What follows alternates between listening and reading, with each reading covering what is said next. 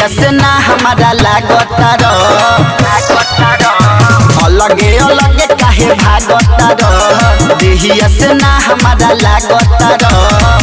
कि हथवा में हमारा थदन सोया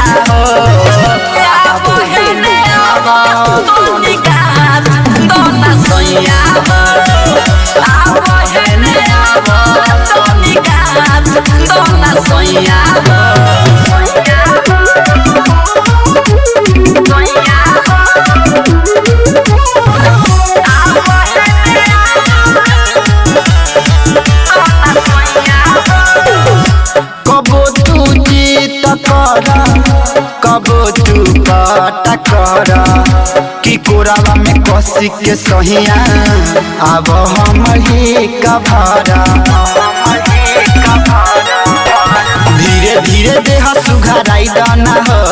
देहिया से पानी छोड़ाई दाना हो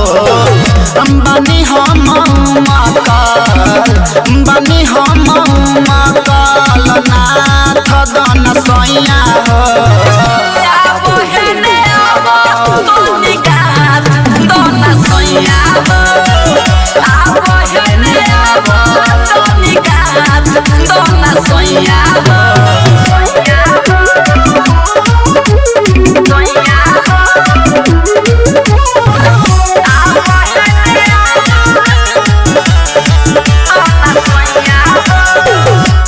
देहिया से लागल रह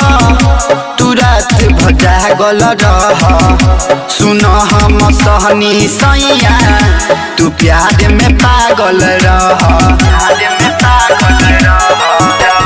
सुन न गुलशन सफीक हो पार तू सबका से नीक हो सिनेमा से अपना